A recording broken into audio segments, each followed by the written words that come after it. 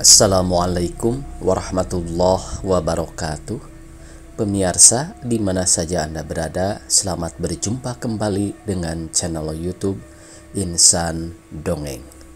Pada kesempatan ini saya akan melanjutkan cerita di persimpangan jalan bagian ke-18. Terima kasih kepada semua subscriber yang selalu setia mengikuti. Semoga kita selalu diberi kesehatan dan keberkahan rezeki oleh Allah Subhanahu wa Ta'ala. Amin. Ya Allah ya Rabbal Alamin. Selamat mendengarkan. Dalam sesaat suasana jadi hening. Bekas perwira itu dan sang istri sama-sama tercenung, tidak tahu mengatakan apa. Apakah hal itu merupakan suatu percobaan bagi mereka untuk menetapkan sikap? Kedua orang tua Salman tentu ingin mendengarkan hal itu. Bagaimana pendapat mereka? Apakah mereka akan menarik kembali persetujuan lamaran yang baru saja disetujui bersama itu? Karena calon besan ini adalah lawan yang tidak bisa diampuni, karena ikut menghancurkan teman-teman seperjuangan bekas perwira itu waktu pertempuran di daerah Cirebon. Tapi bagaimana dengan pengakuan orang ini yang demikian jujurnya? Bukankah pengakuan itu merupakan juga permintaan maaf secara tidak langsung? Andai kata dia memaafkan, karena itu dia menerima orang ini sebagai besan tanpa rasa dendam lagi. Bagaimana dengan teman-teman yang telah gugur atau teman-teman lain yang masih hidup, yang pernah mengalami pahit getirnya perjuangan kemerdekaan? Dan bagaimana dengan bekas kolonel Paroto Wiono, Ayah Sutandi? Dia salah seorang yang masih hidup dalam pertempuran Cirebon. Bersamanya dia dan seorang teman lagi, Mayor Basri, yang telah meninggal terkurung beberapa hari di sebuah bukit setelah usai pertempuran itu, tanpa mengenal nasi, hanya daun-daunan dan buah-buahan hutan. Ketiga mereka hampir saja mampus, tapi Tuhan masih memberikan mereka hidup. Apakah orang-orang yang pernah menderita karena perbuatan orang ini dapat memaafkannya? Dalam pikiran bekas perwira itu terlintas suatu ingatan bahwa nama Sersan Mayor Bani merupakan momok bagi pejuang-pejuang kemerdekaan karena kemahirannya memainkan senjata. Dan inilah rupanya orang itu, calon besannya sendiri. Alangkah tragisnya. Memang benar peristiwa itu terjadi 32 tahun yang lalu. Apakah perlu diungkit-ungkit kembali? Juga kalau dipikir, bukanlah Salman dan Pijri yang terlibat langsung, melainkan kedua orang tua mereka. Apakah kesalahan orang tua harus ditanggung pula oleh anak-anak yang tidak tahu apa-apa? Agak sulit bekas perwira itu mengemukakan pendapat. Tapi akhirnya dia berkata juga, "Kenapa hal itu sekarang diceritakan? Dan kenapa Salman menutup-nutupi hal ini?" tanya bekas perwira itu dengan suara tidak senang. "Dalam hal ini Salman tidak bersalah. Sayalah yang bersalah karena melarangnya menceritakan latar belakang kehidupan orang tuanya. Saya berniat menceritakannya sendiri kepada saudara." Ayah Salman memberikan alasan. "Baik, tapi dalam persoalan ini saudara seakan menyudutkan saya. Sesudah lamaran itu kita sepakati bersama, baru saudara menceritakannya." Bekas perwira itu menyesalkan. "Saya tidak bermaksud demikian. Kalau saya punya itikat buruk, saya tidak akan menceritakan hal ini. Saya akan diamkan terus sampai Salman dan Pijri kawin. Kalau mereka sudah kawin, kita mau berbuat apa? Toh kita tidak bisa memisahkan mereka begitu saja. Tapi saya tidak mau. Karena itu saya ceritakan sekarang, justru karena saya punya itikat baik dan tidak mau menyudutkan saudara. Dan bila pun lamaran tadi saudara batalkan, saya tidak bisa berbuat apa-apa. Karena seperti saudara katakan, bukan kita sebagai orang tua yang menentukan, karena bukan kita yang akan melakoni kehidupan baru itu, tapi Pijri dan Salman. Jadi jelaslah sekarang, masalah ini semuanya tergantung pada mereka berdua," kata Ayah Salman tegas. "Hubungan Pijri dan Salman akan dipertimbangkan kembali." Tiba-tiba sang istri memotong percakapan. karena kita harus menghormati arwah-arwah para pejuang yang telah gugur. Katanya lagi, dia mengucapkan kalimat terakhir cukup tenang tapi terasa sengit. Semuanya tercengang mendengar ucapan sang istri demikian. Kalimat terakhir itu jelas ditujukan pada ayah Salman. Terasa sangat menusuk dan tajam. Daun telinga bekas serdadu nikah itu merah padam. Begitu pula ibu Salman. Pipi perempuan itu juga merah padam. Bibirnya gemetar. Bibir itu senu kalau mendengar kata-kata yang menyinggung perasaan. Keringat mulai mengucur dari leher dan pelipis ayah Salman. Seluruh badannya terasa panas. Walau udara dalam ruangan itu cukup sejuk, dia benar-benar merasa terpukul oleh ucapan itu. Tapi dia mau berbuat apa? Memang demikianlah sesungguhnya. Dia menyesal? Apa gunanya? Toh semuanya telah terjadi. Bukan kemarin atau hari ini, tapi 32 tahun yang lewat. Kejadian itu sangat prinsipil, karena itu sukar terlupakan. Sekarang, apa yang akan diperbuatnya? Minta diri dan cepat-cepat pergi dari sini? Ya, ini lebih baik, karena tidak ada lagi persoalan yang akan diperbincangkan. Sang istri telah memutuskan secara halus lamaran itu dengan mengatakan hubungan Fijri dan Salman akan dipertimbangkan kembali. Walaupun ini bukan kata putus, tapi tidak bisa diartikan lain. Dan bagaimana sikap bekas perwira itu? Dengan bersikap diam seperti sekarang, tentu dia pun mengiyakan apa yang dikatakan istrinya, walaupun barangkali ada pertimbangan lain. Kami permisi pulang, kata ayah Salman kemudian minta diri. Kami mengucapkan terima kasih atas penerimaan yang ramah tamah ini, katanya lagi sambil keduanya bangkit berdiri kemudian menyalami kedua orang tua Fijri. Kedua orang tua Fijri tidak memberikan reaksi apa-apa, hanya menyambut jabatan tangan itu apa adanya, juga tidak mengucapkan sepatah kata pun. Bekas perwira itu dan istrinya membiarkan orang tua Salman menuju pintu tanpa diiringi. Apakah sikap ini disengaja atau tidak? Tak dapat diterka. Tapi mereka kelihatan kikuk setelah sang istri mengucapkan kalimat yang sangat menusuk perasaan tadi.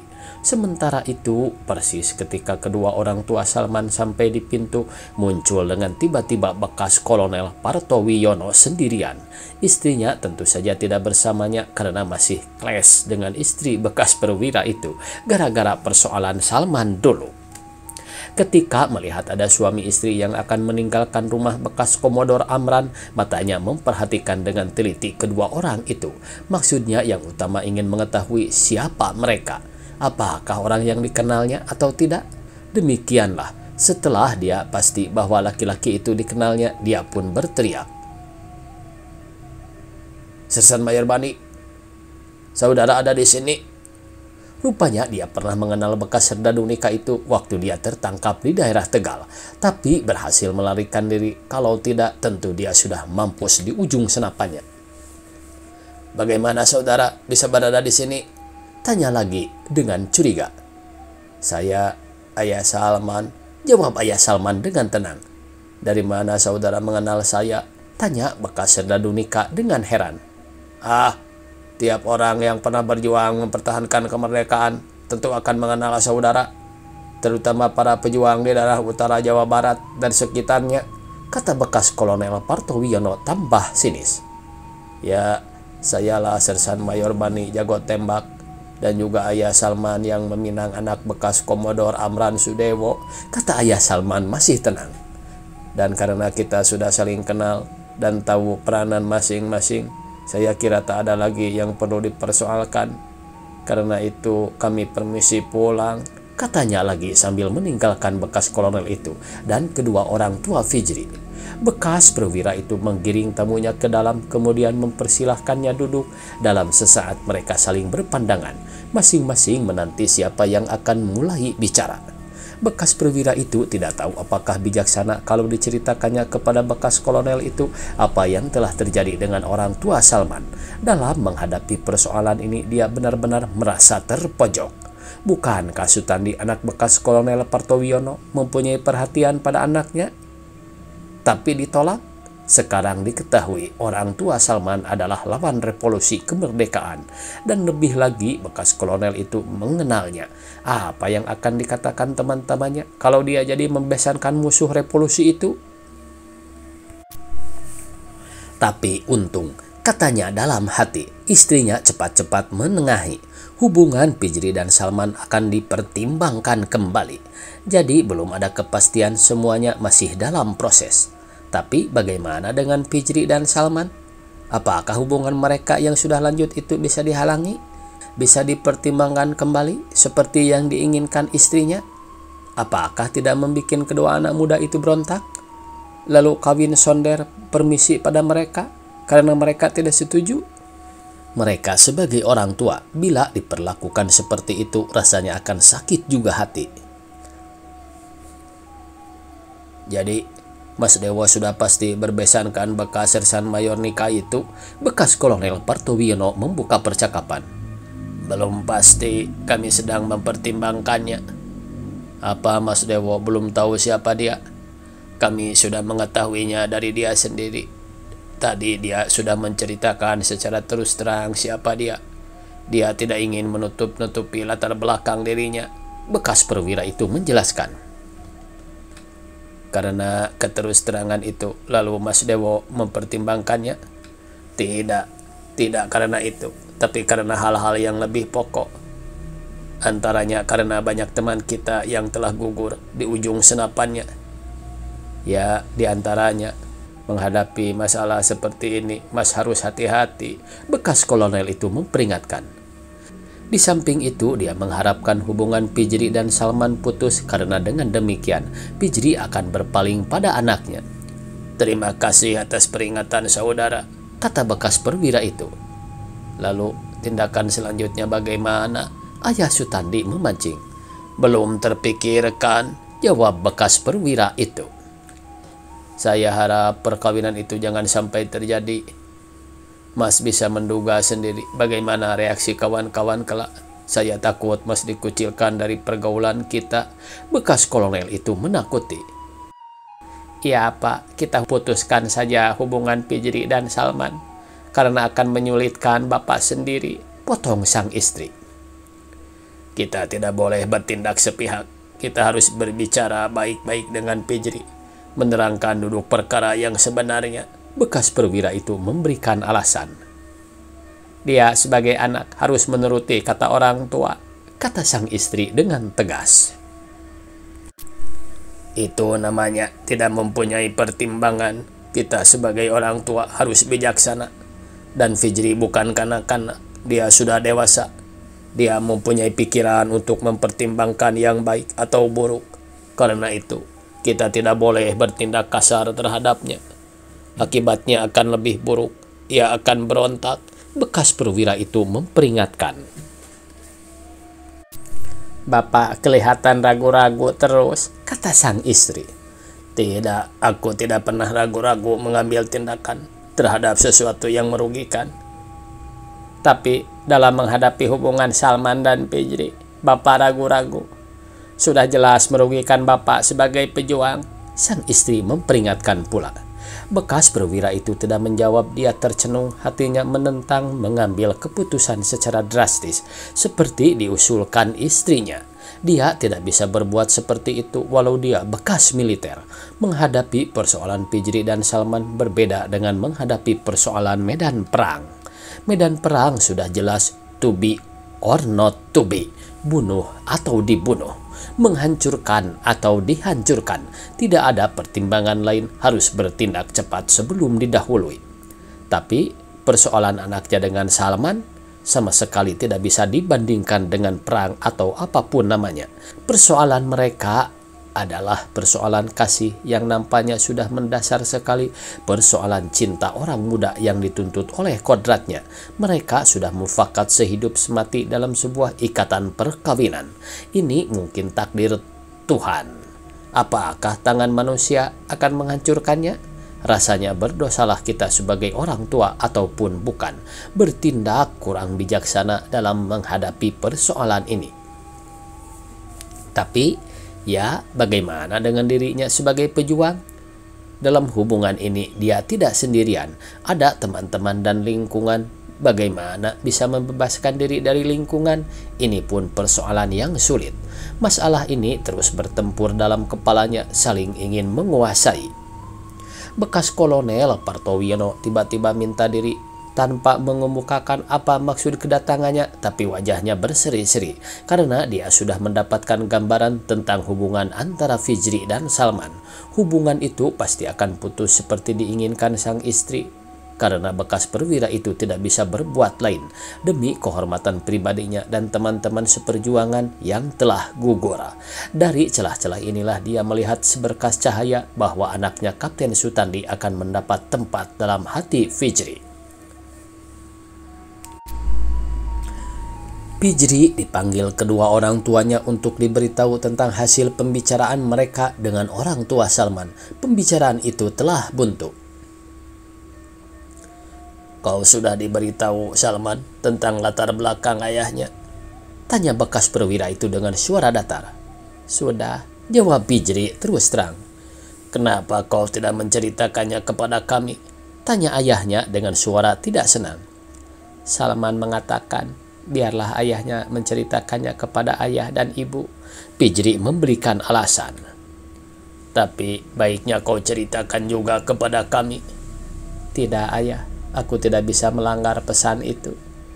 "Baik, tapi bagaimana pertimbanganmu?" tanya bekas perwira itu menyiasati pendirian Fijri. "Sebelum aku jawab, boleh aku tahu hasil pembicaraan tadi?" "Belum ada kata putus." "Bukan belum ada kata putus," potong sang istri cepat. "Tapi kami tidak mungkin berbesankan orang semacam itu." Sesaat semuanya diam. Fijri tersentak seperti orang kena aliran listrik. Darahnya terasa mengalir dengan kencang. Detak jantungnya tidak teratur. Menurut pendapatnya, putusan kedua orang tuanya terlalu kasar, terlalu menutup segala kemungkinan, sama sekali tidak ada pertimbangan. Dan dugaannya dulu orang tuanya akan bersikap keras bila menyinggung kehormatan perjuangannya menjadi kenyataan sudah. Sekarang apa yang akan dilakukannya? Semua persiapan itu sudah rampung, tinggal pelaksanaannya saja. Tanpa restu orang tua karena tidak bisa berbesankan bekas serdadu kolonial. Bila tanpa persetujuan orang tua, apakah itu dosa dan terkutuk? "Kalau boleh aku tahu, pertimbangan apa yang telah diambil dalam mengambil keputusan demikian?" tanya Fijri. Suaranya tidak menggambarkan kekhawatiran. "Demi kehormatan ayahmu dan para pejuang kemerdekaan," jawab sang istri. "Tapi apakah aku dan Salman harus ikut bertanggung jawab?" tanya Fijri cerdik. "Kami berdua tidak pernah merasa berdosa pada republik ini," katanya lagi. "Tapi kamu, anak ayahmu, dan Salman anak ayahnya," kata sang istri tegas. "Ibu benar. Tapi apakah aku dan Salman harus dilibatkan secara mutlak pada peristiwa 32 tahun yang lalu? Hingga kami tidak boleh membangun rumah tangga, tidak boleh membangun harapan-harapan. Aku mohon ibu dan ayah dapat mempertimbangkannya benar-benar. Apakah kami berdua ikut bersalah dalam peristiwa itu? Karena itu harus dihukum. Apakah harus dipatahkan harapan-harapan yang telah kami bangun demi masa depan kami? Ayah dan ibu hendaknya menyadari bahwa bila aku jadi kawin dengan Salman, bukan berarti aku tidak menghormati pengorbanan dan perjuangan ayah, juga perjuangan para pahlawan kemerdekaan yang telah mempertaruhkan seluruh jiwa raganya dalam mempertahankan kemerdekaan tanah air. Tidak terlintas sedikit pun dalam pikiranku untuk tidak menghormati mereka. Aku sebagai orang yang dilahirkan kemudian dan tidak bisa berbuat apa-apa bagi perjuangan kemerdekaan, sewajarnya lah mengucapkan terima kasih dan syukur kepada Tuhan bahwa kita telah dikaruniai kemerdekaan yang tak ternilai harganya ini. Oleh hikmah kemerdekaan itu, aku dapat belajar dengan baik, dapat berpakaian dengan baik, dapat mempunyai ayah dan ibu dengan kehidupan yang baik, kata Fijri selanjutnya. Karena itu, putuskan hubunganmu dengan anak bekas serdadu nikah itu, potong sang istri dengan sengit. Aku mohon ibu tidak terlalu keras menuntut. Kiranya ayah dan ibu dapat memisahkan antara perbuatan yang dilakukan oleh ayah Salman dengan cita-cita kami sebagai anaknya. Kami merasa tidak pernah berbuat dosa terhadap republik ini. Seperti kukatakan tadi, kami adalah anak-anak kemudian, dan kami mengetahui peristiwa-peristiwa heroik revolusi melalui sejarah yang kami pelajari di sekolah.